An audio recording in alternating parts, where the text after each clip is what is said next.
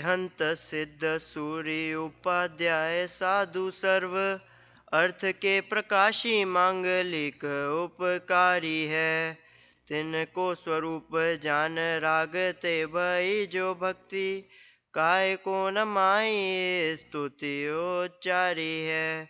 धन्य धन्य तुम इस काज सब आज भय कर जोड़ बारंबार वंदना हमारी है। मंगल कल्याण सुख ऐसो हम चाहत है हो मेरी ऐसी दशा जैसी तुम धारी है। हो मेरी ऐसी दशा जैसी तुम धारी है। आज हम पंडित टोडरमल जी द्वारा रचित सम्यक ज्ञान चंद्रिका टीका, जो कि एक अपने आप में बहुत ही उत्कृष्ट महत्वपूर्ण ग्रंथ है। ये सम्यक ज्ञान चंद्रिका टीका किस पर लिखी गई है? ये 4 ग्रंथों पर सम्मिलित टीका है। कौन कौन से? गोमटसार जीवकांड, गोमटसार कर्मकांड, लब्धिसार और शपनासार। इन 4 ग्रंथों पर यह सम्मिलित टीका लिखी गई है। और इसी सम्यक ज्ञान चंद्रिका की प्रशस्ति लिखते समय पंडित टोडरमल जी ने ये शास्त्र स्वाध्याय, शास्त्राभ्यास से होने वाले लाभ बताए, तत्काल होने वाले लाभ बताए। इस शास्त्राभ्यास से ये 10 लाभ की चर्चा की है उन्होंने। तो आप अपन जनरली अगर ऐसे देखें तो अपन जितने भी लोग हैं, अपने को बहुत लोग ऐसे कहने वाले मिल जाएंगे कि यार क्यों करते हो ये शास्त्राभ्यास है, दिन भर ये शास्त्र खोल के आप बैठ जाओगे, इनको पढ़ते रहोगे, इससे क्या मिलने वाला है, क्या लाभ है इनसे, इससे क्या हो जाएगा? आप ये तो काम बुढ़ापे में करने के हैं, ये तो बूढ़े लोगों के काम है, अभी थोड़ी ना करने के हैं कि सुबह आप उठे, मोबाइल के अंदर प्रवचन चलाया ऐसे और रख दिया। ये काम तो उनके हैं जो बूढ़े हो गए, जिनके पास कोई काम नहीं है। ये सब काम, इससे क्या निहाल हो जाएगा? अपन ये शास्त्र पढ़ेंगे उससे क्या निहाल हो जाएगा? कुछ निहाल नहीं होगा। उनको ऐसा लगता है ये प्रवचन सुनने से कुछ निहाल नहीं होएगा, है ना। क्या प्रयोजन है इस प्रवचन सुनकर? कोई प्रयोजन की सिद्धि नहीं हो रही हमारी इससे। प्रवचन सुन रहे हैं, उससे कोई लाभ नहीं हो रहा। तो क्या है फिर वास्तव में इसके क्या लाभ है? उनको लगता है कि ये तो टाइम वेस्ट है, हम टाइम पास कर रहे हैं अपना ये करके, बुढ़ापे के अंदर कर रहे हैं, बुढ़ापे में करने की चीज़ है, सबने ऐसा मान लिया तो टाइम पास कर रहे हैं। तो क्या ये टाइम पास है क्या वास्तव में? तो कहते हैं नहीं, ये शास्त्राभ्यास की महिमा क्या है, इसकी वास्तविक महिमा ये बताते हुए पंडित जी लिखते हैं कि ये शास्त्राभ्यास की महिमा 10 लाभ बताए पंडित जी ने, जो इस शास्त्राभ्यास को करने से तत्काल उसी समय हम लोगों के अंदर प्रकट, अपनों को अनुभव करने लगेंगे, हम महसूस करने लगेंगे। हम लोगों को ये लगेगा हाँ यार, ये जो पंडित जी ने बात लिखी है एकदम सच है, ये जो हम पढ़ रहे हैं, ये जो लाभ लिखे हैं ये वास्तव में होते हैं। ये एक बार जितने भी लोग जो ऐसा सोचते हैं ना कि ये सब बुढ़ापे में या टाइम पास करने की चीज़ है या टाइम वेस्ट करने की चीज़ है, इससे कुछ नहीं होने वाला है, क्या लाभ है, उनको एक बार अपने जीवन में इस प्रकरण को अवश्य पढ़ना चाहिए।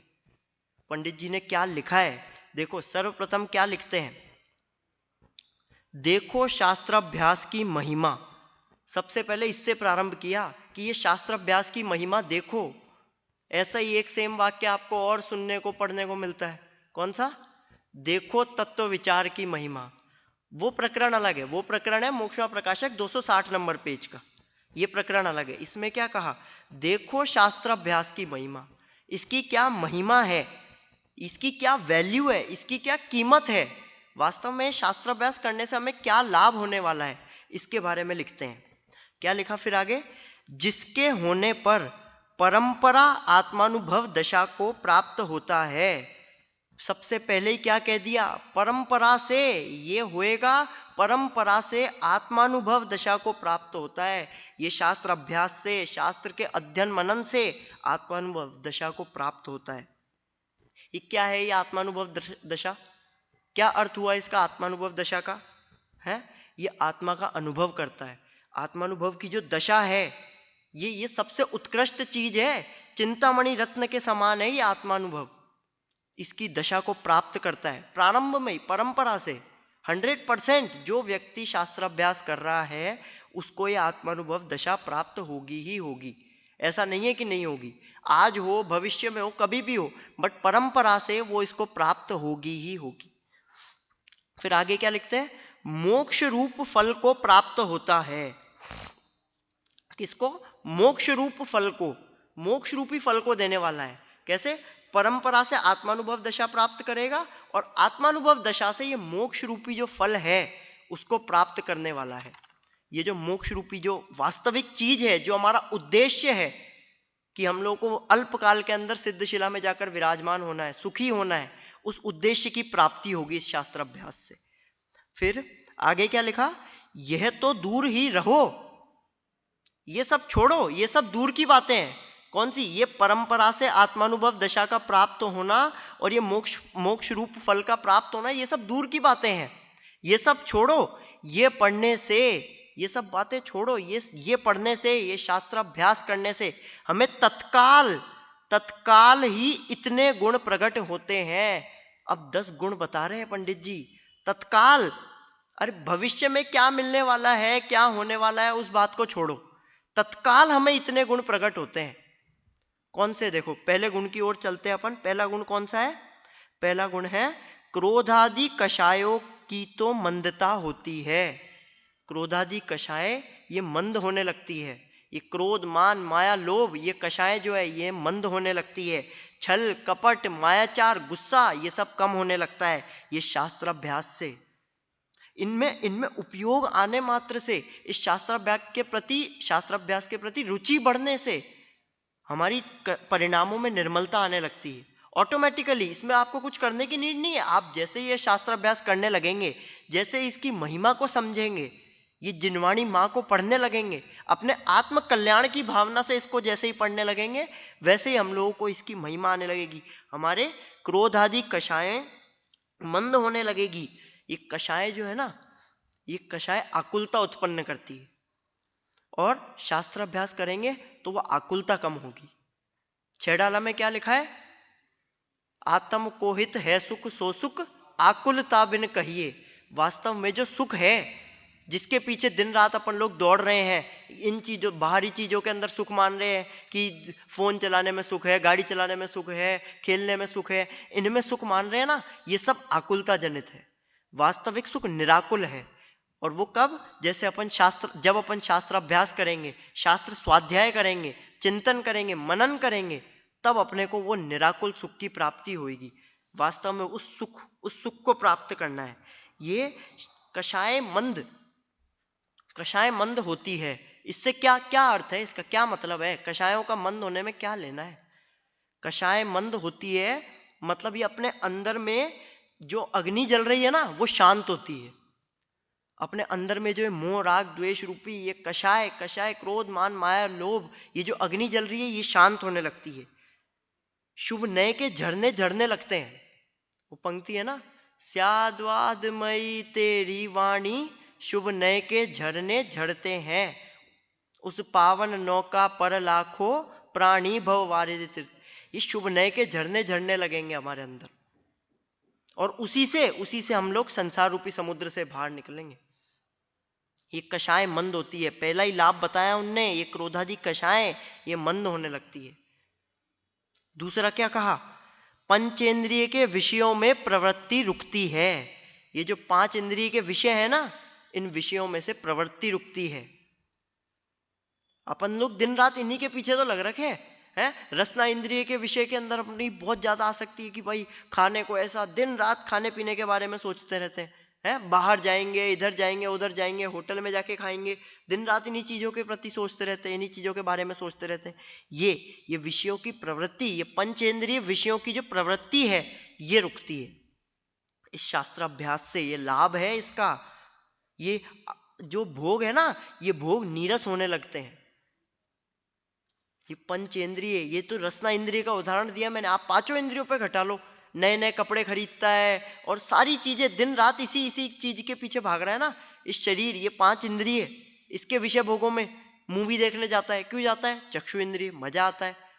सॉन्ग सुनता है, किस लिए? कर्ण इंद्रिय, हम लोगों को बहुत मजा आता है सॉन्ग सुनने में, फुल वॉल्यूम में सुनेगा एकदम। तो वो किस लिए? ये अपने को, ये पंचेंद्रिय विषय है, इनमें से प्रवृत्ति रुकती है। ये जो दुख के कारण है, इनसे प्रवृत्ति रुकती है, अपना उपयोग अपने अंदर आता है। आप एक बार विचार करो कितना बड़ा लाभ हो जाएगा ये प्रवृत्ति अगर अपनी रुक गई तो, है बाहर का खान पीन बंद हो जाएगा, है अपने व्यर्थ के जो फिजूल के खर्चे हैं वो बंद हो जाएंगे। कितना ज्यादा इसका लाभ है, कितने ज्यादा लाभ है इस शास्त्र अभ्यास करने के। जब अपन शास्त्र अभ्यास करने बैठे हैं, जब हाथ में ग्रंथ है, जब एक एक लाइन टू लाइन ऐसे पढ़ रहे हैं, तो पंचेंद्रिय विषयों में से प्रवृत्ति रुकती है, पंचेंद्रियों के विषयों में प्रवृत्ति रुकेगी। ये शास्त्र अभ्यास का लाभ है। तीसरा क्या कहा, अति चंचल मन भी एकाग्र होता है। इस पूरी दुनिया में सबसे ज्यादा चंचल अगर कोई चीज है ना तो वो हमारा मन है। एक सेकंड लगता है, एक सेकंड, अभी इधर था कभी उधर, एक सेकंड में यहां था वहां। आज अभी अपन यहाँ इंडिया की सोच रहे हैं, मुंबई की सोच रहे हैं, कल अमेरिका की सोचने लगेंगे। एक सेकंड बाद के अंदर अपने को ऐसा लगता है कि यूं। एक बार क्या था ना, हमारे स्कूल के अंदर मेरे एक टीचर थे, गिरीश सर थे। तो उन्होंने एक बार ऐसे ही जनरली क्लास में पूछा कि सबसे तेज ट्रैवल क्या करता है, सबसे तेज क्या चीज चलती है। तो अब हम लोग थोड़े मतलब थर्ड फोर्थ क्लास की बात है, अब उस टाइम पर वो मीन्स ऑफ ट्रांसपोर्ट सिखाते हैं, और उसमें फास्टेस्ट मीन्स ऑफ ट्रांसपोर्ट क्या है, एयरप्लेन। तो सबने बोला कि यार फ्लाइट जो है वो सबसे तेज चलती है। तो फिर उनने कहा कि फ्लाइट तो फिर भी धीरे चलती है, सबसे तेज अगर कोई चीज चलती है ना तो वो तुम्हारा मन है। ये मन सबसे ज्यादा चंचल है। ये अति चंचल मन भी एकाग्र होता है। आप पढ़ने बैठेंगे, आपका मन शांत होएगा, आपका मन एकाग्र होने लगेगा, आपका उपयोग की चंचलता रुकेगी। आप ये जितनी कंसंट्रेशन जो है, आपका कंसंट्रेशन लेवल बढ़ेगा, ये ध्यान करने की कला अपने अंदर जागृत होगी। ये लाभ है, ये शास्त्र अभ्यास से होने वाले, ये तत्काल उत्पन्न होने वाले लाभ हैं ये। चौथा क्या कहते हैं, हिंसादि 5 पाप नहीं होते हैं। ये जो 5 पाप हैं, हिंसा, झूठ, चोरी, कुशील, परिग्रह, ये 5 पाप नहीं होते हैं, ये 5 पाप नहीं करता है। आप इस शास्त्र अभ्यास, इस धर्म कार्य के अलावा कोई दूसरा कार्य करो, देखो आप मेरे को बताओ उसके अंदर, वास्तव के अंदर उसमें हिंसा 5 पाप हो रहे हैं या नहीं हो रहे। होंगे, आप कोई भी चीज करके देख लो, सुबह से लेकर रात तक अपन जितनी चीजें करते हैं इस शास्त्र अभ्यास के अलावा, हर चीज के अंदर पाप हो रहा है। हर चीज के अंदर अपन सुबह से उठ रहे हैं, चल रहे हैं, घूम रहे हैं, नहा रहे हैं, खाना खा रहे हैं, खाना बना रहे हैं, हर चीज के अंदर चल रहे हैं, गाड़ी चला रहे हैं, किस चीज में पाप नहीं है।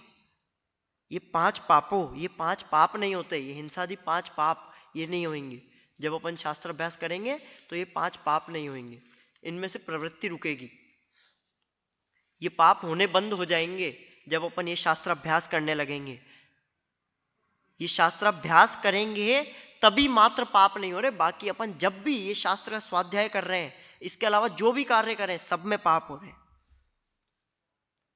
पांचवा क्या लिखा देखो, स्तोक अर्थात अल्प ज्ञान होने पर भी त्रिलोक के 3 काल संबंधी चराचर पदार्थों का जानना होता है। स्तोक अर्थात क्या है, अल्प ज्ञान होने पर भी 3 लोक 3 काल के समस्त पदार्थों को, चराचर पदार्थों का जानना होता है। अच्छा, अपन ये जिनवाणी जो है किसके द्वारा लिखी गई है, अरे अस्य मूल ग्रंथ कर्ता श्री सर्वज्ञ देव, है ना, सर्वज्ञ द्वारा लिखी गई है।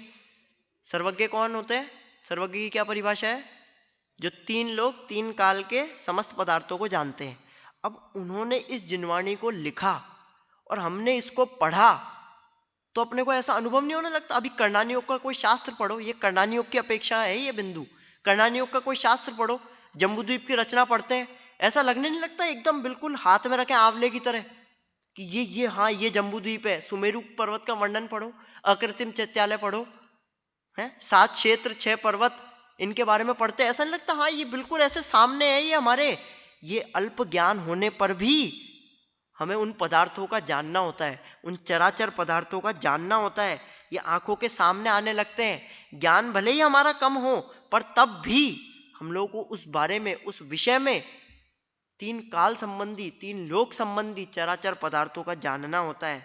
ये चराचर क्या है, चर अचर 2 शब्दों से मिलकर बनाए हैं। स्थिर और अस्थिर जितने भी पदार्थ हैं, गमन करने वाले नहीं गमन करने वाले, परमानेंट, टेम्पररी, परमानेंट, परिवर्तनशील, ये जितने भी पदार्थ हैं उन सब का जानना होता है। इससे ये शास्त्र अभ्यास करेंगे अपन। ये करणान योग के जो विशेष शास्त्र हैं उनका जानना होता है। 3 काल के बारे में अपन जानेंगे, चराचर पदार्थों का जानना होता है। फिर देखो छठा लाभ क्या लिखा, हेय उपादेय की पहचान होती है। क्या हेय है, क्या छोड़ने योग्य है, क्या उपादेय है, क्या ग्रहण करने योग्य है, इसकी पहचान होती है। आज भी बहुत लोगों को आप जाके पूछोगे ना तो उनको पता नहीं होगा कि द्विदल हेय है या फिर उपादेय। वो द्विदल चीज क्या है, क्या अभक्ष्य है, मध्य मास मधु 5 उदंबर फल, ये नहीं खाने योग्य है, ये हेय है, इस बारे में उनको नहीं पता होगा। ये क्यों नहीं पता होगा? क्योंकि उन्होंने शास्त्र अभ्यास नहीं किया। और हमें क्यों पता है? क्योंकि हमने शास्त्र अभ्यास किया है। हमें महिमा आनी चाहिए इस चीज की। कहीं ना कहीं से हम लोग ये जो द्विदल अभक्ष्य ये चीजें ग्रहण नहीं कर रहे हैं, अन्याय अनीति अभक्ष्य अपने जीवन में नहीं है। तो ये क्यों नहीं है? क्योंकि हम लोगों ने शास्त्र अभ्यास किया है। और जिनके जीवन में ये देखने को मिलती है ना, उन्होंने निश्चित ही ये शास्त्र का अभ्यास नहीं किया, शास्त्र का स्वाध्याय नहीं किया, अपनी आत्मा का चिंतन नहीं किया, मनन नहीं किया, उन्होंने नहीं पढ़ा इसको। ये जिनवाणी माँ, इसको नहीं पढ़ा उन्होंने। इसीलिए उनको ये बातें नहीं पता है, इसलिए उनको हेय उपादेय की पहचान नहीं है। ये लाभ है, हेय और उपादेय, क्या ग्रहण करना क्या छोड़ना, इसकी पहचान होती है। 7वां क्या लिखा, आत्मज्ञान सन्मुख होता है, अर्थात ज्ञान आत्म सन्मुख होता है। अपन जैसे जैसे स्वाध्याय करते चले जाते हैं वैसे वैसे अपना जो ज्ञान है वो आत्मा के सन्मुख होने लगता है। जैसे जैसे अपन करते जाएंगे, जितना जितना अपन पढ़ते जाएंगे उतना उतना आत्मा के सन्मुख होने लगेगा। स्वभाव जो है वो सन्मुख होने लगेगा, स्वसन्मुख होने लगेगा। है मैं कौन हूं, आया कहां से और मेरा रूप क्या, इस बारे में पहचानने लगेंगे। मुझसे मेरा परिचय होएगा। ये आत्मा ये क्या चीज है, ये जो अपनी दृष्टि है ना, जो आज तक बाह्य पदार्थों में लग रखी है, ये अपने पर होएगी। ये दृष्टि एकाग्र होएगी, ये अपने अंदर होएगी। ये विषयों का रस जो है ये नीरस होता जाएगा और आत्मा का रस बढ़ता चला जाएगा। ये जो इनने ये लिखा ना, ज्ञान आत्म सन्मुख होता है, आत्म सन्मुख होने लगेगा, ये लाभ है। ये अपना ज्ञान सीमित होने लगेगा। अभी अपने ज्ञान को अपन ने कितना ज्यादा फैला रखा है, खुद ही सोचो। अपने को इधर भी दिमाग लगाना है, उधर भी दिमाग लगाना है, वहां क्या चल रहा है, उधर क्या बातें हो रही है, इधर क्या बातें हो रही है, तुम दोनों क्या बातें कर रहे हो, इधर क्या बातें हो रही है, सारी चीजों के बारे में अपने को ध्यान लगाना है। हर चीज के बारे में अपने को, हर चीज के बारे में जानना है। बाहर क्या चल रहा है, इधर क्या चल रहा है, कल क्या हुआ था, कल मैं क्लास में नहीं आया था, क्या हुआ था, क्या हुआ, वो सर ने इसका क्या किया, हर चीज के बारे में जानना है। लेकिन जब अपन ये शास्त्र अभ्यास करते हैं तो अपना ज्ञान सीमित होता है, अपना ज्ञान मात्र अपने पे केंद्रित होता है, स्वसन्मुख होता है। पंक्तियां है ना, कर सीमित निज ज्ञान को प्रगट्यो पूर्ण ज्ञान। ये अपन अपने ज्ञान को सीमित करेंगे ना, अपने निज ज्ञान को सीमित करेंगे, ये पूर्ण ज्ञान, ये केवल ज्ञान प्रकट होएगा हमें। यह आत्मा आत्म सन्मुख करके ये ज्ञान, ये वो पंक्तियां है ना, वो अनंतानंद वाली, अनंतानंद अनंतानंद अनंतानंद अनंतानंद अनंतानंद अनंतानंद अरे भोगोगे काल अनंत। ये अनंत काल तक भोगोगे आप वो सुख को, जो अपने आत्म सन्मुख होने से अपने को जो प्रकट होएगा ना, ये जो आत्म सन्मुख होने से सुख की प्राप्ति होगी, उस सुख को अनंत काल तक भोगोगे। ये आत्मज्ञान आत्म सन्मुख होता है, ज्ञान आत्म सन्मुख होता है। ये लाभ बता दिया उनने इतना बड़ा। अगला क्या दिया उनने, 8वें नंबर का लाभ, अधिक अधिक ज्ञान होने पर आनंद उत्पन्न होता है। जितना अधिक अपने को ज्ञान होता जाएगा उतना अधिक अधिक अपने को आनंद उत्पन्न होता रहेगा। आप लोक के अंदर भी देखो, ये तो लौकिक दृष्टि से भी अगर अपन देखें तो अब जैसे आप कहीं जा रहे हो, कोई आपको क्लास पढ़ा रहा है और उसने एकदम से कोई ऐसी चीज पूछी आपसे जो आपको आती हो, एकदम से ऐसे उछलता है, ये मैं बताऊंगा, ये तो मुझे आता है, एकदम ऐसे ये आनंद जो आता है ना अंदर से, ये जो उत्साह एकदम से आ जाता है, ये किसका आनंद है? ये ज्ञान का आनंद है। ये हमारा जो ज्ञान बढ़ा है ये उसका आनंद है। ये लौकिक चीजों में, जैसे अपन लौकिक चीजों में अपने को अपना ज्ञान बढ़ता है और अपने को आनंद आता है ना, वैसे ही जब अपन इस जिनागम को पढ़ेंगे, इस जिनागम के शब्दों से परिचित होएगा, इस जिनागम के जो टर्म्स है उनको समझेंगे, उनको जानेंगे, उनको पहचानेंगे ना, तो अपने को पूजन करने में, भक्ति करने में, ये शास्त्र स्वाध्याय करने के अंदर अपने को आनंद आने लगेगा। जैसे जैसे अपना ज्ञान बढ़ेगा, हमें शब्दों की पहचान होगी, हमारा आनंद बढ़ता जाएगा। यदि आपको अभी इस शास्त्र अभ्यास में आनंद आ रहा है ना, तो निश्चित ही आपको भविष्य में भी आनंद आएगा। और अगर आपको इन चीजों में आनंद नहीं आ रहा, तो आपको भविष्य में भी कभी आनंद की प्राप्ति, सच्चे सुख की प्राप्ति नहीं होने वाली है। ये ज्ञान और आनंद, इसका ये अविनाभावी संबंध है। मैं ज्ञानानंद स्वभावी हूं, ज्ञान आनंद स्वभावी हूं, मेरा स्वभाव है ये। जैसे जैसे आपका ज्ञान बढ़ेगा, वैसे वैसे आनंद बढ़ेगा। वो है ना भजन की पंक्तियां, ज्ञान जब अनंत हो गया, रोम रोम संत हो गया, आत्मा अनादि से महान, महान से महंत हो गया। ये महान से महंत कब होगा? जब हमारा ज्ञान बढ़ेगा, ये जब हमारा ज्ञान अनंत हो जाएगा, जब केवल ज्ञान की प्राप्ति हो जाएगी। जैसे जैसे ये जिनागम में ये अपनी आत्मा के बारे में जानने लगेगा, ये शास्त्र स्वाध्याय करने लगेगा, अधिक अधिक ज्ञान होने पर आनंद उत्पन्न होता है, आनंद की उत्पत्ति होने लगेगी उसके अंदर। 9वां क्या लिया? लोक में महिमा यश विशेष होता है। ये सबसे ज्यादा आज जो पूरी दुनिया के अंदर लोग जिस चीज के पीछे भाग रहे हैं ना, वो ये है? इस चीज के पीछे भाग रही है आज पूरी दुनिया।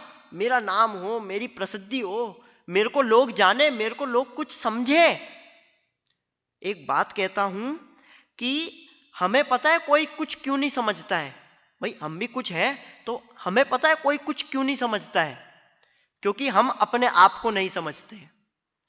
और जिस दिन हम अपने आप को समझने लग जाएंगे ना, उस दिन हमें लोग समझने लग जाएंगे, हमें लोग कुछ समझने लग जाएंगे। अभी जिनेंद्र भगवान है जो जिसने अपने आप को समझ लिया ना, वो पूज्य हो गया। जिनेंद्र भगवान जिनकी अपन पूजन करते हैं, जाके मस्तक झुकाते हैं, अष्टांग नमस्कार करते हैं, किसी और के सामने करो देखो अभी आप, क्यों नहीं करते?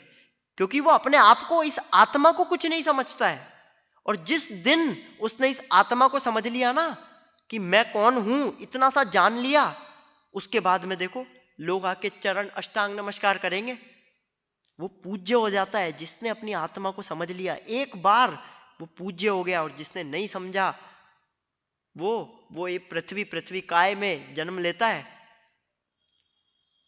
फिर क्या होता है? एक केंद्री में जन्म लेगा, फिर है ये पृथ्वी काय के अंदर जन्म ले लिया, और लोग उसको ठोकते हैं ऐसे ही, और सोचते हैं कि ये तो कुछ है ही नहीं, इसमें क्या है ये तो कोई चीज ही नहीं है, इसमें तोड़ने कोई जीव है, इसको तो ठोको, पीटो, मारो, खोदो, कुछ भी करो, लोग कुछ ही नहीं समझेंगे, लोग उसकी वैल्यू नहीं करेंगे।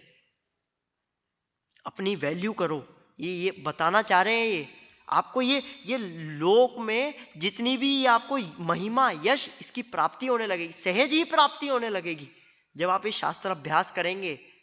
अरे दूर से लोग अपन शास्त्राभ्यास करेंगे, अपने को हे उपादेय की पहचान होगी, दूर से लोग देखकर पहचान जाते हैं, अरे ये तो जैन साहब है, इनने 6 बजे देखो खाना पीना बंद कर दिया।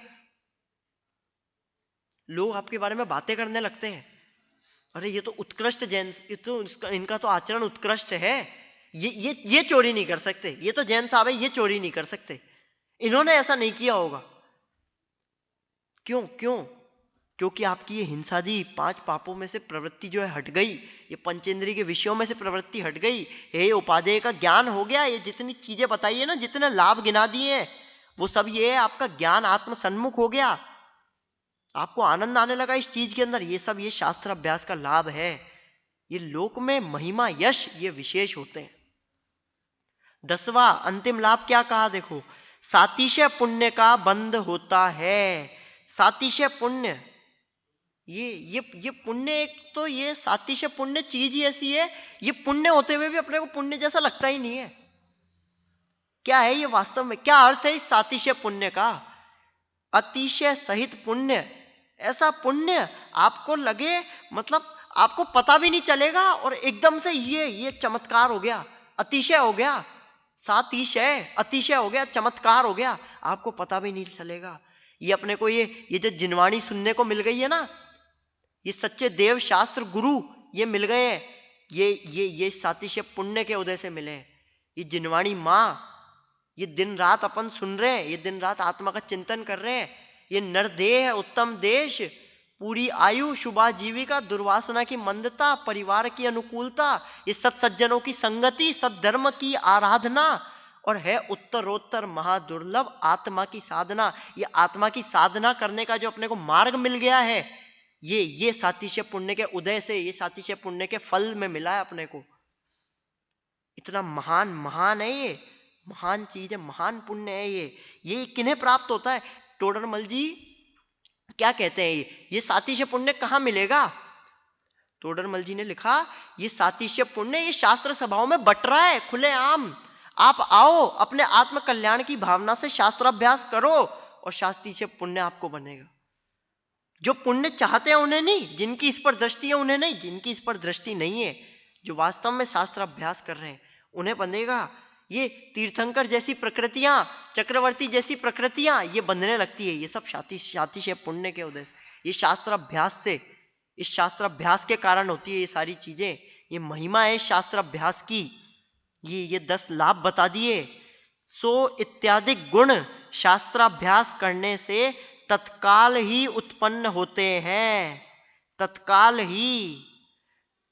वास्तव में जिस व्यक्ति ने, जिस जीव ने इस आत्मा के कल्याण की भावना से थोड़ा भी स्वाध्याय कर लिया, ये स्वाध्याय के मार्ग में, ये शास्त्र अभ्यास करने में लग गया, तो निश्चित ही भविष्य में, आगामी भव में उसको केवल ज्ञान का फल देगा। वो ये शास्त्र अभ्यास केवल ज्ञान रूपी फल को प्राप्त कराएगी। ये स्वाध्याय केवल ज्ञान रूपी फल को देने वाला है। अपन लोग, ये जिनवाणी माँ है, अपनी माँ। लोक में कहते हैं ना कि किसकी सुननी चाहिए, कौन व्यक्ति जो है जो कभी गलत मार्ग पर नहीं लगता। भाई ऐसा कौन व्यक्ति होगा जो गलत मार्ग पर नहीं लगेगा? जो अपनी माँ की सुनता है ना, वो इस गलत मार्ग पर नहीं लगता है। 3 माँ है, 3 माँ होती है ना। एक है जिनवाणी माँ, ठीक है। एक है पहले जन्म देने वाली माँ। सबसे पहले कौन? जन्म देने वाली माँ। उसकी जिसने सुन ली है ना, वो कभी किसी गलत मार्ग पर नहीं लग पाएगा, है ना। मेरी माँ ने कहा ये चीजें नहीं करनी, चोरी नहीं करनी, वो कभी गलत मार्ग पे नहीं लगेगा। दूसरी क्या, ये जिनवाणी माँ, इसकी जिसने सुन ली वो भी कभी गलत मार्ग पर नहीं लगेगा, वो सप्त व्यसन नहीं करेगा, 5 पाप नहीं करेगा। और तीसरी कौन सी माँ है? ये आत्मा, जिसने इस आत्मा के कल्याण की भावना कर ली, इस आत्मा के बारे में चिंतन कर लिया, इस आत्मा का चिंतन कर लिया, वो भी कभी किसी बुरे मार्ग पर नहीं लगेगा, खोटे मार्ग पर नहीं लगेगा। इस आत्मा की सुन ली तो वो भी अल्प काल के अंदर सिद्ध शिला को प्राप्त होगा। अरे आपके पास में कुछ हो ना हो, ओढ़ने को कुछ हो नहीं हो, पहनने को कुछ हो नहीं हो, खाने को कुछ हो नहीं हो, पीने को कुछ हो नहीं हो, तब भी, कुछ भी हो ना हो, तब भी अपने को ये शास्त्राभ्यास ये अवश्य अवश्य अवश्य करना चाहिए। शास्त्राभ्यास, इसीलिए शास्त्राभ्यास अवश्य करना ये हमारा दैनिक कर्तव्य होना चाहिए। ये शास्त्राभ्यास, इसको निरंतर अपने को करना है, हमें दिन रात इस चीज को करनी है। ये इससे ये लाभ ये प्रकट होने वाले हैं। परंपरा से तो अपने को आत्मानुभव दशा प्राप्त होगी, मोक्ष रूपी फल जो है वो प्राप्त होगा, लेकिन ये 10 लाभ जो बता दिए ये तो तत्काल, इसी समय इसको आप फील करने लगोगे। ये 10 लाभ बता दिए, हम भी ये 10 लाभ जाने, ये शास्त्र स्वाध्याय के मार्ग पर लगे, शास्त्र स्वाध्याय करें, अपनी आत्मा का चिंतन करें, मनन करें और अल्प काल में ही मुक्ति वधु को प्राप्त करें। इसी मंगल भावना से अपनी बात को यहीं विराम।